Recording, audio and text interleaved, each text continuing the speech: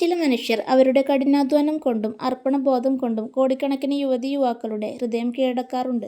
അക്കൂട്ടത്തിൽ സോഷ്യൽ മീഡിയയിലും യഥാർത്ഥ ജീവിതത്തിലും ഒരുപോലെ തരംഗം സൃഷ്ടിച്ച രാജ്യത്തിന്റെ അഭിമാനമായ ഒരു ഇന്ത്യൻ ആർമി ഓഫീസറാണ് മേജർ ഋഷഭ് സിംഗ് സാംബ്യാൽ.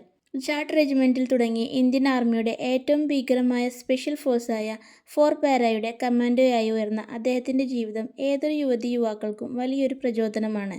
ആരാണ് മേജർ ഋഷഭ് സിംഗ് സാംബ്യാൽ? എന്താണ് അദ്ദേഹത്തിന്റെ വിജയഗാഥ? നമുക്ക് നോക്കാം ഓൺലൈൻ വേഡ് മലയാളത്തിലൂടെ. അതിനു മുന്നേ ചാനൽ ഒന്ന് സബ്സ്ക്രൈബ് ചെയ്യാൻ മറക്കല്ലേ. ജമ്മു കാശ്മീരിലെ സാംബ ജില്ലയിലെ ഒരു പ്രശസ്തമായ രാജ്പുത് കുടുംബത്തിലാണ് മേജർ ഋഷഭ് സിംഗ് ജനിച്ചത്. സൈനിക പാരമ്പര്യമുള്ള ഒരു കുടുംബത്തിൽ ജനിച്ചതുകൊണ്ടുതന്നെ രാജ്യസേവനം എന്നത് അദ്ദേഹത്തിന്റെ രക്തത്തിലുണ്ടായിരുന്നു.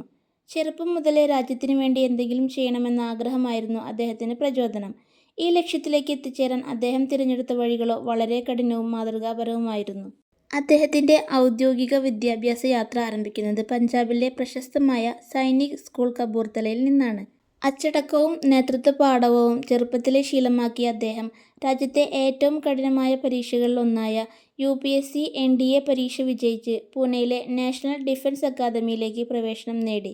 തുടർന്ന് ഇന്ത്യൻ മിലിറ്ററി അക്കാദമിയിൽ നിന്നും മികച്ച പരിശീലനം പൂർത്തിയാക്കി അദ്ദേഹം ഇന്ത്യൻ ആർമിയിലേക്ക് ഓഫീസറായി കമ്മീഷൻ ചെയ്യപ്പെട്ടു. തുടക്കത്തിൽ ഇന്ത്യൻ ആർമിയുടെ അഭിമാനമായ ജാട്ട് റെജിമെന്റിലേക്കാണ് അദ്ദേഹത്തെ നിയമിച്ചത്.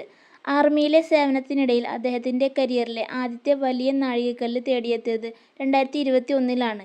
അന്നൊരു ക്യാപ്റ്റനായിരുന്ന ഋഷഭ് സിംഗ് സാംബ്യാൽ റിപ്പബ്ലിക് ദിന പരേഡിൽ ജാട്ട് റെജിമെന്റിന്റെ മാർച്ചിംഗ് സംഘത്തെ നയിച്ചു. അദ്ദേഹത്തിന്റെ കൃത്യതയും അച്ചടക്കവും കാരണം ആ വർഷം മികച്ച മാർച്ചിംഗ് കണ്ടിൻജന്റിനുള്ള ട്രോഫി സ്വന്തമാക്കി. അന്നത്തെ പ്രതിരോധ മന്ത്രി രാജ്നാഥ് സിംഗിൽ നിന്നും അദ്ദേഹം നേരിട്ട് ഈ അംഗീകാരം ഏറ്റുവാങ്ങുകയും ചെയ്തു. ഒരു പരേഡ് വിജയത്തിൽ തൃപ്തനാകാതെ അതിലും കഠിനമായ വെല്ലുവിളികൾ തേടുകയായിരുന്നു അദ്ദേഹം. അങ്ങനെയാണ് ഇന്ത്യൻ ആർമിയുടെ ഏറ്റവും പ്രഹരശേഷിയുള്ള എലീറ്റ് യൂണിറ്റായ 4 പാര സ്പെഷ്യൽ ഫോഴ്സിലേക്ക് അദ്ദേഹം വോളണ്ടിയർ ചെയ്യുന്നത്.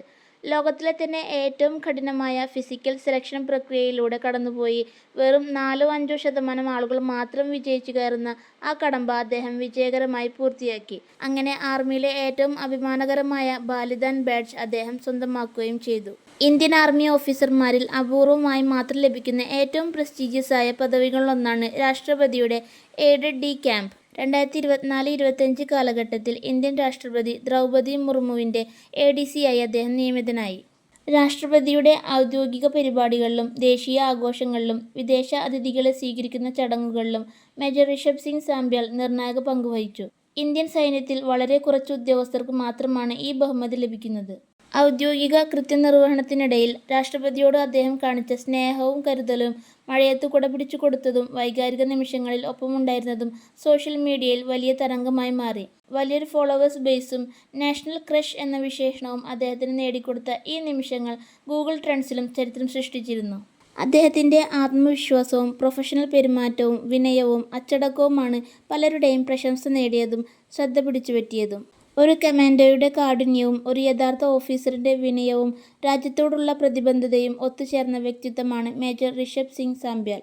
രാജ്യത്തിന്റെ സുരക്ഷയ്ക്കായി രാപ്പകലില്ലാതെ പണിയെടുക്കുന്ന ഇതുപോലുള്ള യഥാർത്ഥ ഹീറോകളാണ് നമ്മുടെ രാജ്യത്തിന്റെ അഭിമാനം. രാജ്യത്തിന്റെ യുവതലമുറയ്ക്ക്, പ്രത്യേകിച്ച് സിവിൽ സർവീസിനും ഡിഫൻസിനും തയ്യാറെടുക്കുന്നവർക്ക് വലിയൊരു പ്രചോദനമാണ് അദ്ദേഹത്തിന്റെ ജീവിതം.